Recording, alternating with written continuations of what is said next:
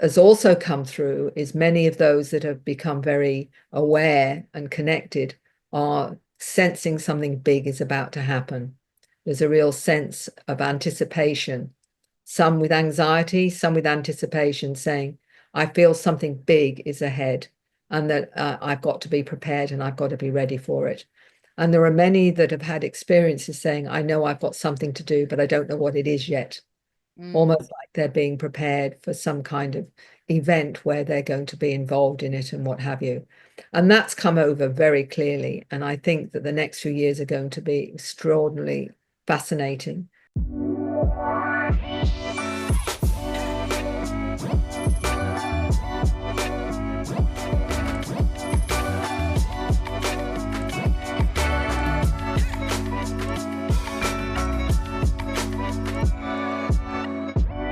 Hi, everyone, and welcome to today's episode of First Contact. Today, we have a very, very special guest. This is another fellow person from down under. So as you guys know, I'm in Australia, and so is Mary Rodwell. Mary Rodwell is a pioneering researcher, author, and hypnotherapist specializing in extraterrestrial contact, multidimensional consciousness, and the transformative experiences of star children and contactees worldwide. She had a background in nursing, and through some of the experiences with her clients, it led her on this journey of exploring this multidimensional realm. So, Mary, welcome to the show, and I'm so excited for this conversation that we're going to have today. Oh, thank you, Isha, and thank you for inviting me. It's a pleasure. Of course, I've actually been trying to get you on for a while, so I'm just so happy to have this chat with you. Mary, I would love to get started with a little bit of your background and how you first got started. So tell us about the personal experiences that you had that led you into this pathway of exploring this multidimensional consciousness and contact related work. Well, I'll be as brief as I can be, just to say that I suppose I've always been a bit of a seeker of truth, right from a small child, always wanting to understand why we're here, what it's all about. I went through a very traditional route in healing, nursing, and then midwifery. But once I had my family, I got invited to learn counseling. And I did this in a medical practice in England for a while. And that gave me a real understanding of what's behind illness when you're looking at the psycho-spiritual side of people's experiences. That led me to coming to Australia and then deciding to stay with counseling. And I did grief and bereavement counseling in Perth, Western Australia, which was interesting because when someone's grieving or someone's facing their mortality, they often have very profound experiences, which again led me more and more into understanding what I call the journey of soul. So going to that extra level of, I'd be asked, did I think there was life after death, with somebody who was facing maybe not living very much longer because of an illness or whatever. So I wanted to have answers myself, but I was also being asked for answers. So I did a lot of exploration, things like reincarnation, etc., which led me into hypnosis and doing past life regressions, which again was interesting because then there were people having experiences that weren't where they weren't necessarily human. Wow. So this sort of opened me up even more to that side of things. But it was really a lovely gentleman that came to see me. He said he had heard I was open-minded. And for this, there were no support groups. There was no help. People just thought you were crazy. And he'd woken up with marks on his body, shaved areas. His partner was having experiences. The children were having experiences. The Rellies didn't come to the house because they were afraid it was demons. And he said, can you help?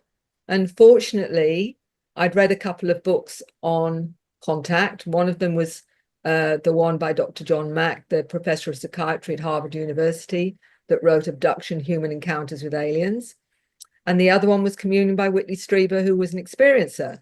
So combining the two had given me a bit of a background for when this gentleman came to see me. His name is Ellis Taylor. He now lives in England. And really, it was like, if this guy is speaking his truth, and it was very clear to me that he was, because it wasn't just him, it was his whole family having experiences. You can rule out a lot of things when it's a joint experience. And that really started me on my journey to understanding more about this, contact with non-human intelligences.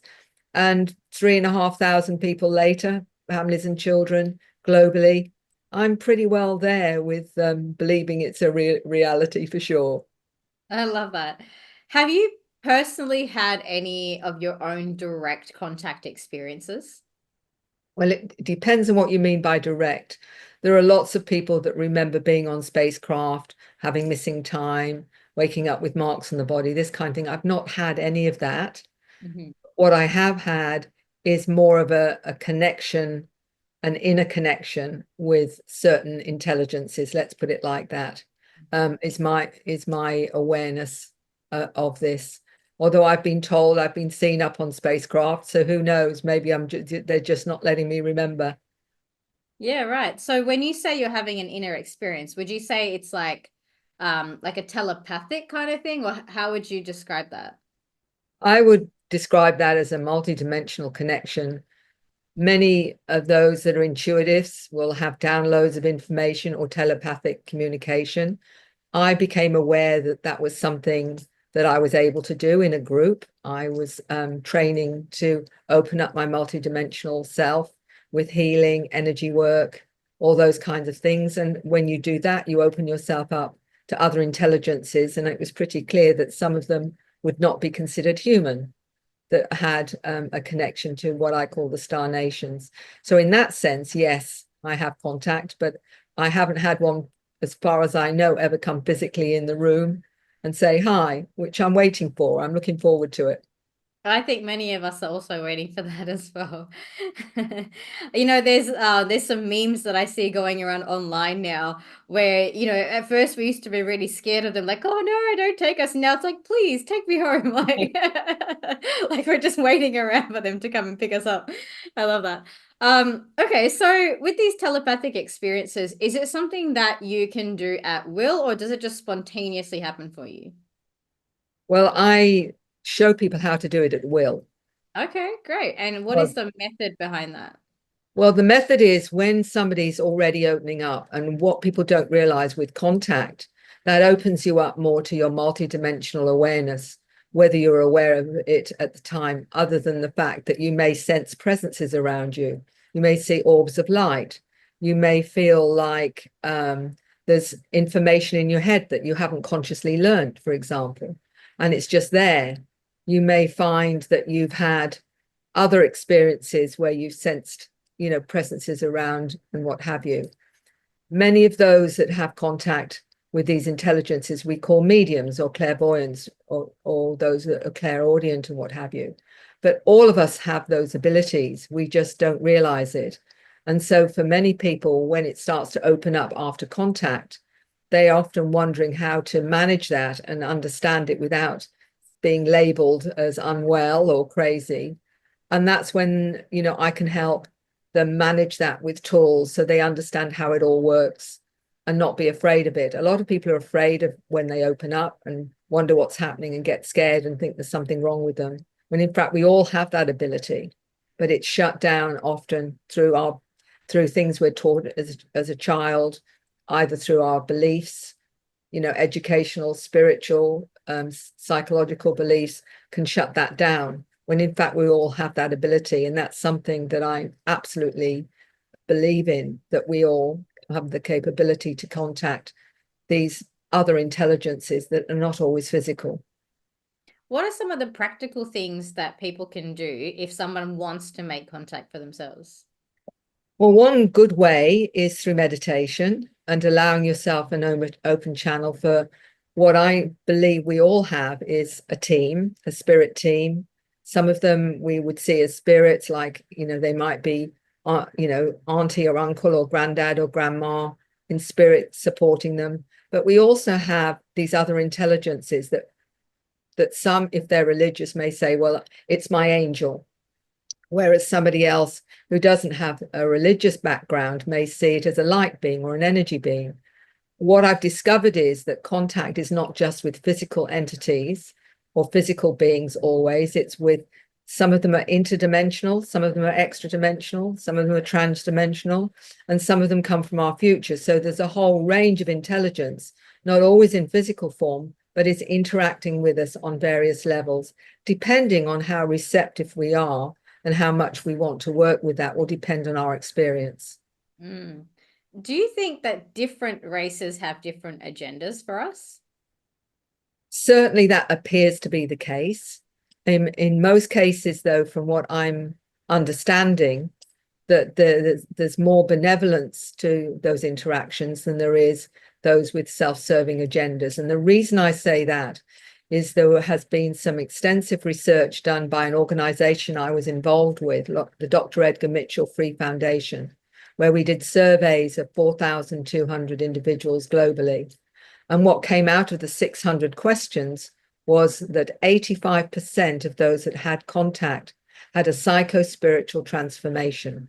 In other words, it completely changed the way they looked at life in terms of a more holistic way of looking at life, certainly less materialistic, more ecologically focused. Many of them got involved in healing and connection to, and a deeper connection to the planet and to the animals and the plants. So it completely changed their perspective after contact in a very benevolent way.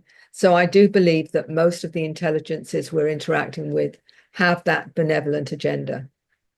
Right. And I know you do a bit of work in research with the DNA side of things as well.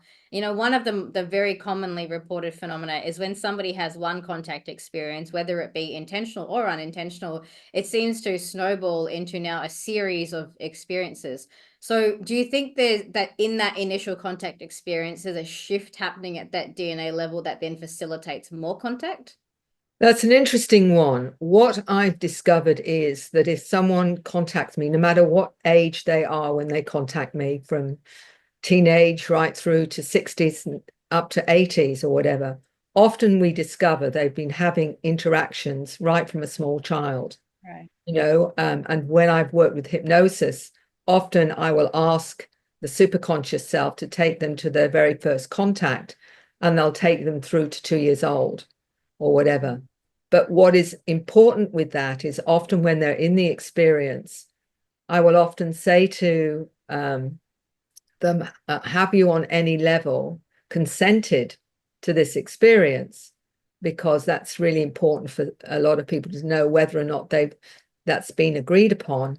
And many of them will say, yes, but before I came here. So in other words, as a soul, they've consented. And that, of course, changes everything, because this is what I'm finding with a lot of the star children is they're very aware of their previous incarnations and why they've chosen to incarnate at this time on planet Earth. Right. So do you think that because of this whole consent thing, do you think that some people are just destined to have contact experience and there are some people on Earth that are simply just not going to have them in this lifetime? I think that it really is in terms of the soul agenda. And what I'm understanding is because there is this huge shift in consciousness that we're calling an awakening or an ascension, is that many souls have come from many different places, many galaxies, as well as interdimensionally, what have you, with certain skills to help this planet at this time evolve into an awakened consciousness. And they've all agreed to do that. One of the interesting things is that when I've met many star seeds, they'll say, why would I bother to incarnate on this primitive planet? I don't like it. It doesn't feel like home, and I want to go home. And I'll say to them, well, where is home? And it certainly isn't Earth. It's often another star system or whatever. But they also know they've come in with certain gifts to help this planet evolve. And so it's almost like they're at a very uncomfortable boarding school, and they don't want to be here, and they just want to go back home and have a holiday, from all the difficulties that they face on this planet, because many of them have this expanded awareness, and their solid body is very dense and they feel very uncomfortable in it, and they just say humans are so primitive. And that's what I'm getting from many of the star seeds that are awake. Have you personally felt that experience yourself? I haven't found it. I found certain things difficult in terms of understanding man's inhumanity to man. I've never really fully understand how a human being can treat some other human being in some of the ways that, happens on this planet, the torture, this kind of thing, the ways that you hear about that's been happening for thousands of years in the cruelty. I found that really very difficult to deal with. Cruelty not just to humans, of course, but to the animals and everything else as well on the planet. I think that sort of indicates that this isn't my natural state, to be in a place where I don't understand that. So for me, part of what is important to me is assisting those to find their own truth around this and to take them out of that negativity that we're seeing so much, because everybody's so scared and in such fear here. Yeah, that's beautiful. Thanks for sharing that. For me, I can also relate to that experience that many starseeds have. And I went through quite a big awakening myself many years ago. And I remember just actually pre awakening, I was quite depressed. And I remember the thought going through my head, I want to go home, I want to go home, I want to go home. But I had no idea where it was coming from, and I didn't know what home meant. So when you say that, I can so deeply relate to the experience that you're speaking about. And also, for those that are listening, our beautiful audience who are tuning in, I also want to share that there is a light at the end of the tunnel, right? I'm sure you know this, Mary. I'm sure you've guided so many people through this, that if people are having that experience right now and they're feeling that density, there is a way to lift and really see things from a different perspective. I mean, the thing that really helped me was realizing that this lifetime is temporary. I did Yeah. agree to this. I think that was really important in that Yeah. awareness, is that I did agree to this. There was a reason why I agreed to this. And when I remembered all of that, I realized, okay, I'm here to do a job. I'm happy to be here. I love Gaia so much. It's so beautiful. And it just gave me that sense of perspective. I was able to step back from all the challenges in my life and say, okay, actually, it's okay. And then even, moving further down the track, it went from this is okay to, wow, this is actually really fun. Life can be really fun. Like I've gone full, 180 from life is depressing and too dense to, oh my God, this is the only place we get to experience certain things. This is incredible. I never want to leave, So I want to send that message out to the people who are tuning in today as well, and just let them know that if they are experiencing that struggle, of course they can go to people like yourself, Mary. I believe you offer counseling, right? For people who are experiencers. And Yeah. yeah, just know that there's a light. It gets beautiful. There is a beautiful way that you can experience this. I think that's very well said, Isha. And for me, it's about understanding we've undertaken this journey on this planet for very important, profound reasons, that we're at such a crucial point in our evolution here. To be part of that experience of the human shift into a higher consciousness is really a gift in terms of, I think, as a soul, to have the opportunity to be part of it and experience it, I think is something that's very, very exciting. I wholeheartedly agree. And I know you do a lot of work with star seeds and the star children. I'm guessing you're familiar with Dolores Cannon's work, right? Through the quantum hypnosis and that. Well, she was a good friend, actually. She was. She used to come when I was in Perth, and I lived in Goodsbury Hill in Perth. She came and spoke at my house to experiences a number of times, and we actually spoke at similar conferences. So I knew Dolores extremely well, and it was really difficult for me when I heard that she was no longer with us. But her work goes on through her daughter Julia and whatever. And she did so much to enlighten people and help them to see a bigger picture. An amazing lady. Thank you. Wow, that's beautiful. Yeah. I actually experienced one of her sessions, not directly through Dolores, but through someone who she trained. And I think, it's one of those really big opening experiences. If you've never experienced any sort of hypnosis, regression, or anything like that, and then you step out and you connect to you, as you call it, the superconscious, or I called it my higher self, and Yeah. having that experience, it can be quite it can take a bit of integration, to sort of realize that there's more to the physical body. There's more to just this experience that we're having. There's more than just this lifetime. There's maybe many lifetimes, not just on Earth, but other dimensions, other realms. How do you make sense of all of that? Like, for someone who's maybe just at that earlier stages of awakening, and maybe they've just acknowledged the fact that maybe they're a star seed, or they are one of these star children. what advice can you give them to help them to really integrate that into their beingness? Well, I think it's a journey. And I think everyone's at a different place in terms of their understanding and awareness. A lot depends on what beliefs they have and what have you. So for me, I work with people from the place they're at. So Yes. I say, okay, so where are you in all of this? You know, what are your questions? What are you seeking to understand? What can I help you with to move to that next understanding, to connect the dots? And that's where I start. So for somebody who's new to this, they want tangible physical evidence that this is a reality, that that there's been a truth embargo, that in fact this is well known, that this is real. So you keep it really tangible to start with, because people want the tangibility to begin with, because that's solid ground that they can deal with. And then it depends on where that leads them. It might confront them over their religious beliefs or their scientific beliefs or the psychological beliefs. So, okay, so what is it you need to know to help you move forward? And then from that, I can give them information if that's what is needed, or to take them on a journey to see, okay, so I had this experience, for example, where they say, I've had missing time, don't know what happened, was on my way to see Aunt Jane. I saw a bright light. The next thing I remember was I was late for 3 hours getting to my Aunt Jane and have no idea what happened. So, do you want to know what happened? Yes, I do. So you can take them back to that place and lead them through an experience that they may have had with whatever intelligence it was, up to what actually did happen.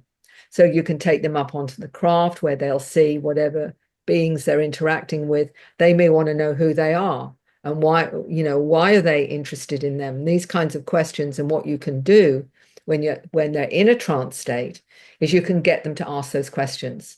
So not only can they see the craft, they can see the interior, which gives them more solidity because they're seeing around them. They're actually seeing what actually happened. They're seeing maybe 2 or 3 different entities or beings. From that, you can ask them, well, is one of them familiar? And usually there is one familiar because it's usually lifelong. So they'll say, well, the one to the side is the one that feels familiar to me. Well, ask them how many times they picked you up, and they'll reel off 3, 5, 10, whatever. Okay, now what else do you want to know? I want to know about this. Right, well, ask them. And they can have a dialogue in that space to get the answers to the things they perhaps always wondered about. And I would often say, does that make sense to you? And they'll usually say no or yes. If you don't understand, ask them about more about that then. What is it you want to understand? So they're having their own personal dialogue with that intelligence in that space. So when they come out of it, then I say, now it's entirely up to you whether you want to take that on board or not. But that's what came out from your subconscious, superconscious self. And I said, and the integrity of that, because there's a lot of people that say, oh, it's hypnosis, they can fantasize and whatever.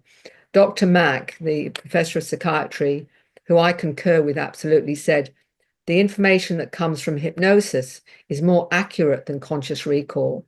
Because in conscious recall, we edit out what we don't like or we don't think is real, whereas the subconscious doesn't edit anything out. It says it as it is. And then other people will say, well, it must have been my imagination then. It's always the favorite. And I'm saying, do you think you would ever imagine what you've just explored in the way that you've just come out with it? And they'll say, not in a million years.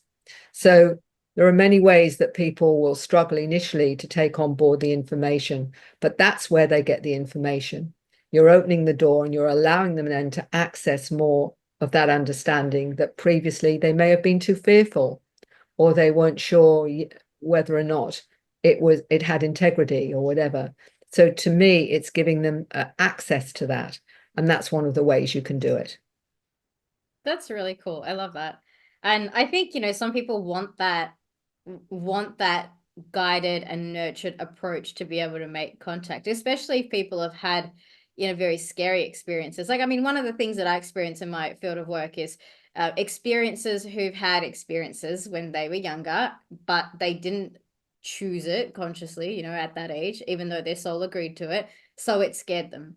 And Yeah. then years down the track, they go, well, I'm not sure if I want to open that Pandora's box again. So then they shut it out for decades to come. And then, in their 40s or 50s, they come and say, oh, maybe I feel like I should explore this again, or they get this inner call to explore it. And Yeah. it sounds like what you're able to do is to give them a really safe space where they can do that, ask the questions, but also not have to do it completely on their own, where they could just end up anywhere, doing anything. So I love that the way that you've described that and the support that you give people.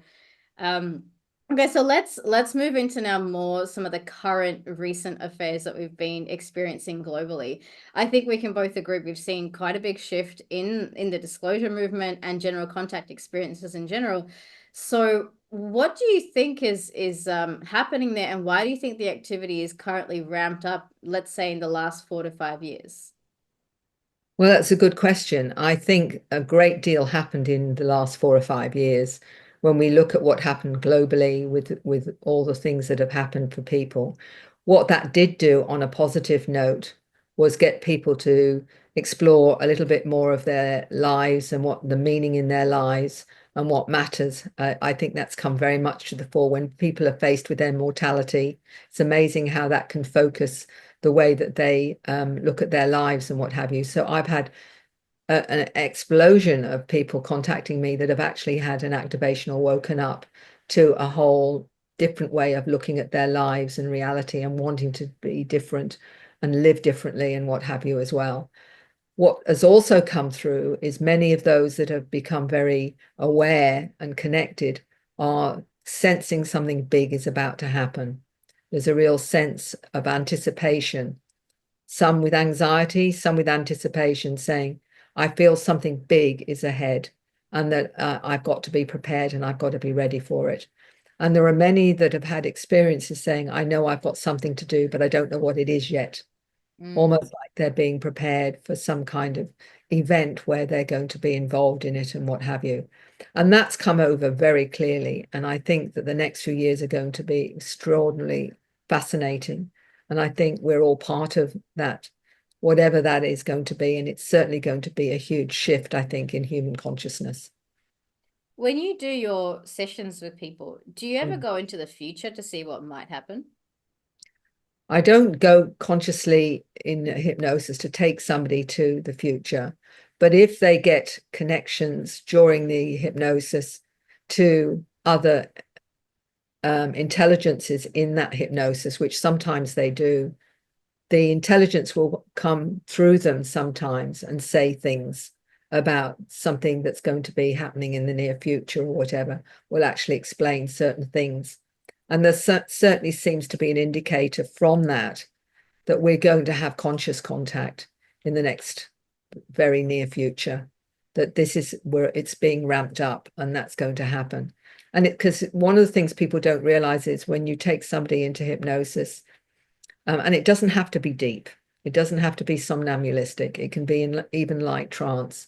Often a spirit guide or an intelligence may come in and speak to not only the individual, but to say something to a more public arena, such as myself listening or whatever, and say, you need to know about this and you need to know about this, and they need to know about this as well. So sometimes that can happen during hypnosis. So is there anything that needs to be shared right now based on what might have come through recently? The main thing is that there's going to be some form of event that's going to be the catalyst for some of the major changes. And there's different dates given, but a lot seems to be in the next few years that there's going to be some major event that's going to shift people into a different consciousness and a different awareness. But it's almost like they're a bit cagey in about how they're saying it. It's like they're not giving details or whatever. And when I've asked, they're saying, no, Mary, you're just going to have to wait and allow it to unfold. It's like it's too big for you to understand exactly how it will unfold. So I've had to, accept that, even if it's been a bit reluctantly. Yeah, yeah, yeah. Yeah, I'm a little bit like that with my guides as well, where sometimes I say to them, "Oh, just tell me, like give us a heads Yeah. up," and they'll turn around and be like, "No, Isha, we just tell you the Yeah. bits that you need to know right now." And I think Right. there's a very grand picture in all of this where sometimes our mind wants the details, but when we Mhm. really step back and look at the magnificence of this grand design from source, this massive, massive plan, it's like we're all just playing our roles in that. And I don't think any of us is going to get the full picture of it until it's all done and we're going to look back and go, wow, that's what we created, you know. So I think there's a beauty in the journey aspect of that, even though it can be frustrating, even though we just wish we knew about it, you know, especially for those that are experiencing some levels of anxiety out there. You know, I just want to remind them that it's okay whatever they're feeling, but also there's a one thing I've learned is there's a trust in the grand plan. I mean, I can only speak from personal experience when I say that is, you know, anytime I get guided to go to places to do planetary work, missions, whatever, you know, meet with specific clients, students, whatever comes in, there's always a perfection, but sometimes it's not till I've finished a year or two down the track and I go, oh, that's why that thing happened, or that's why I needed to be there. Or even if something was uncomfortable at that time, later on, you go, oh, right, there's the gift in that experience. So Yeah. yeah, sometimes I wonder if that's just part of the, you know, like they say, the cosmic joke. Like we just have to kind of be in it, enjoy the ride, you know, and then we'll figure it out when we get there, if there is even a get there. Well, it's like, you know, they're not letting you read the back page of the book. You know, they're saying, Yeah, no, you're halfway through the story. You're not going to go and see how it ends. You know, you've yeah. got to experience it. Yeah, and I think that would spoil it. I mean, there's a part of me that doesn't want the last page. I want to go through and actually have that experience. My only wish is that, you know, is there a way that we could consciously, as a collective, lift the vibration to make the rest of the story a little bit nicer, less suffering, a little bit smoother? You know, is there something that we can consciously do to participate in the unfolding of the story to make it a little bit nicer for us, you know? I think, though, that we're guided with that. Every one of those that wakes up, they're already bringing in the higher frequencies by that awakening. And I think that's going around the planet. And we're all helping each other to do that, to upgrade and resonate at that higher frequency. So I think we all are doing a lot more intuitively than we realize. Yeah, beautifully said. I love that. It's such a great reminder as well. Mm, Sometimes we think we're just sitting here and then there could be streams of light anchoring through that we just don't even know about. So absolutely. with what's happening, I mean, a lot of people are saying, you know, specifically between 2025 and 2027. What do you think it, I mean, we can speculate on this, but like, what kind of experience or event do you think it is going to be? And do you think it's going to be a positive experience as we move forward? I mean, you've only spoken about it so far as an event. So what kind of Yeah. event are we talking about here? Well, I think we've got several sources of information, and some are talking about a false flag where there's going to be deception by certain deep state organizations to scare us all from. And I think there's certainly an agenda they have in the way that they want to encourage disclosure and whatever. And it's not necessarily we can trust anything. And I think there's certainly that as one option. But I think our star family are very, very smart. And I don't think there's going to be anything that's going to mislead the star seeds, because one of the things I've discovered in working with star seeds, when I help them to access their inner resonance and their inner truth, is they know the truth. They know when someone's lying or when there's something false. They can see right through them. And I've met so many say, I just can look at someone and I just know. I just know that either they're okay or they're not okay. And I don't think that those that are part of this darker agenda really understand how tuned in and how sensitive the star seeds are to that resonance. And ultimately that's all we have. I always feel, you know, that when we're born, we have the tools we need to get through our life. Otherwise, it wouldn't make any sense. And we all have those tools. The trouble is, we're told not to trust them.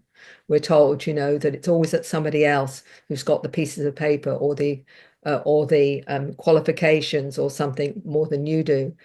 This is all about us trusting our own inner wisdom, our own resonance, and to take responsibility for that as well, rather than give that away to somebody else. Well, it's their fault because they're wrong or whatever. No, we're now being tasked to trust that resonance to truth. And this is really part of I think the whole agenda is to know when things make sense and feel right to against those that don't. So whether or not they're going to do a false flag, I think there's something big happening now. And I think there's a number of possibilities with all of that. But I think it's the start of some big shift in people accepting the reality that we're not alone. I love that.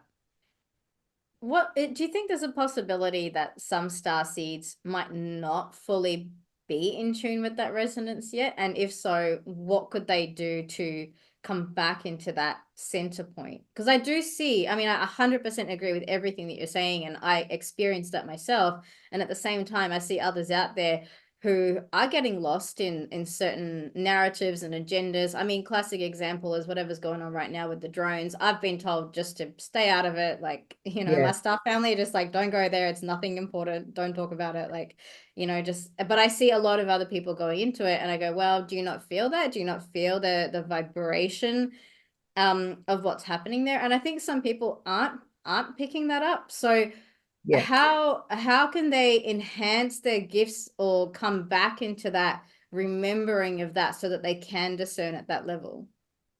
Well, a lot of it is about, being, learning about deceit, learning about the fact there isn't integrity there. And there's been lots of things put out there to make it difficult for them to get back to that inner resonance, whether it's drugs or alcohol or certain programs or certain belief systems and whatever. And that's part of their soul journey, to experience that and learn from it, either grow from it or not. So there'll be some that definitely, lose that sense and connection and whatever. And it's up to them to make the decision whether or not they want to, ultimately reawaken that and what have you. And for some, maybe they won't. Maybe there'll be some that won't do that, that they will lose it through an addiction of some kind or some other human journey. So there's going to be a certain amount that won't happen for. But the rest of us that stick with it, I think a lot depends on intent. A lot of if your intent is to always connect to the highest frequencies and of love and compassion, all those kinds of frequencies. If that's where your intent is, you're raising your frequency to that high intent, and you don't get yourself pulled away by fear, because fear is the great one that they're using. Fear or ego are the two main ones that if you get pulled into either of those, you're already lowering your frequency and you're allowing other intelligences to access that and influence you. So it really is about intent, and it's about you raising your frequency to that higher intent so that you don't let fear-based information or ego-based information actually get in the way. And it's part of the spiritual journey, isn't it? Oh, absolutely. I think so many people are on that pathway right now of trying to figure out, is this coming from love? Is my ego in the way? Is it coming from fear? And I think if anything, if there's a key takeaway in this segment of the conversation, it's take a moment to discern. Don't just take everything at face value. If something's on the news or whatever new stuff is cropping up in the UFO side of things or the disclosure side of things, like I think there's just been a lot in the media in general. Like there was stuff in Miami with some beings, like just a lot of things where I went, no, you know what, that doesn't feel right to me. That doesn't feel vibrationally like I need to put my energy into that. And I think it's important for people to take that moment and just pause and feel and practice that discernment. That's how we learn, right? You practice that discernment. Is it coming from love? Is it coming from fear? Is it coming from ego? Can I trust this information? So I think that's some really, really sage wisdom there, Mary. And I think as we're wrapping up this segment, I'd really like to just go a little bit into this idea of the different galactic races that there are out there, why they're actually assisting us at this time, and what would the implication be at a wider level when contact happens. So let's start with, for example, are you familiar with the Galactic Federation? Has that ever come Yeah. through your work? Great. Who Yeah. are they? What's their role? Why are they helping us?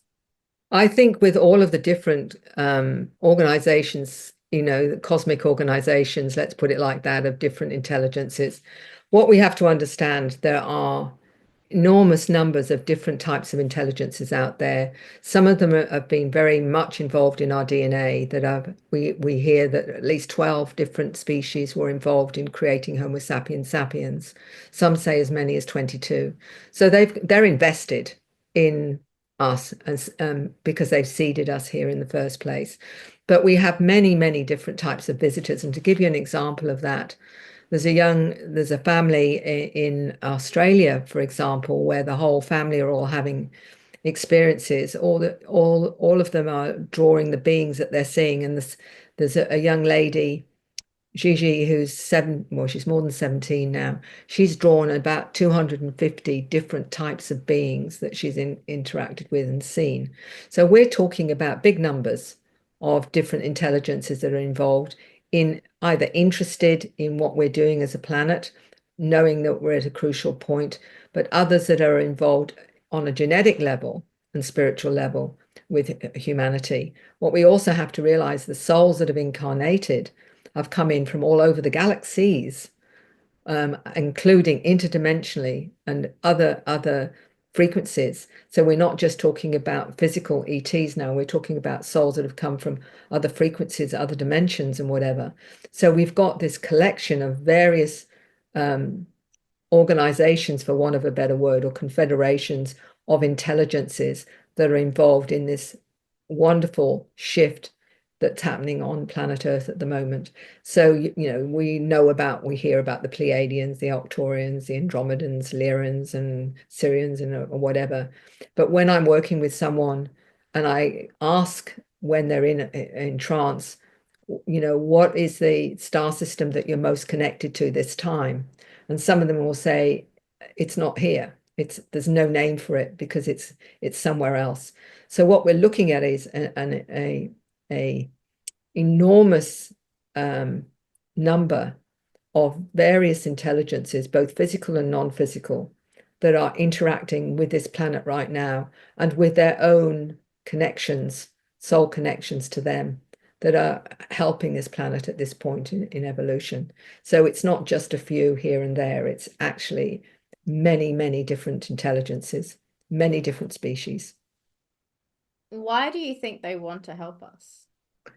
Because it's all about raising consciousness in everything. That when you ask us, when I've worked with people in past lives or in between lives, where I will say to them in that life that they've just revisited and they've come out of that life, I'll say to them, what did you learn in that life? And they may say, well, I learned about compassion, I learned about limits, I learned about whatever. But they say, I might not have done so well in this particular area, so next time I'm going to focus on that. It's all about a soul's wishing to experience, to learn, and to grow through all different ranges of experience. And every one of our souls is doing that. This is we're incarnating to this planet now as a soul adventure, a human adventure. We've decided we're going to see what it's like to be physical and experience that and learn and grow from it. But I believe the soul has orchestrated everything that we experience in our lives, including choosing our parents and our siblings for lessons to grow from. Yeah, beautiful. Do you think each planet or even each dimension has specific themes? Like, for example, all the people coming to Earth, do you think there's a range of themes that they would come here to experience? Yes, absolutely. I mean, it's the density of learning what it's like to be very physical and the challenges that come with that. I always remember a young lady who called herself a dual consciousness, part human, part ET. And I said, did you consent to all of what you've experienced? Because it had been quite difficult for her. She said, my ET self was fine with it, but my human self didn't realize it was going to be so hard. So she was in this kind of conflict between that other part of her that was, yeah, quite okay, but the human, no, this is not cool. Yeah. That's very understandable.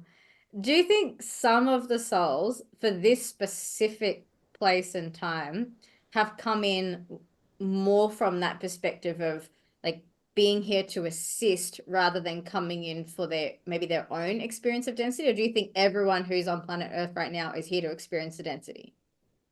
I think that the soul may have several agendas. One of them may be actually to experience it, but many of them have come in with this sense of mission and purpose that they've got a job to do. And the reason they've incarnated is because they have a certain ability that's needed on the planet. And so they've volunteered, they call them the volunteers. They volunteered to come in knowing it was going to be difficult, but it's something they wanted to do to assist this planet to evolve. So that sense of mission is very classic to the star seed. Mm. So what is the overarching mission of the star seeds in this moment in time? The overarching mission is to assist this planet in this major shift in consciousness, whether you call that the awakening, and it's a huge shift in the evolution of the species in terms of higher consciousness, and this is really why it's so significant that we're having so many star seeds on the planet right now. Mm. This awakening and this shift into a whole new level of multidimensional awareness and connection to our cosmic family. This is where we're going. This is where we're headed, to connect and become part of the galactic community. So here's a bit of a hypothetical, right? So let's just assume that every soul already at a soul level has every experience already. So like I believe that souls, we at some level we already know everything, we've experienced everything. When we go outside of time and space, we have every experience already available to us. So when we go into, for example, physicality, density, or into a very fine-tuned focus in a specific lifetime, we're kind of experiencing something that on some level we already know. I mean, the soul has to have known that to be able to plan everything out and have that trajectory, right?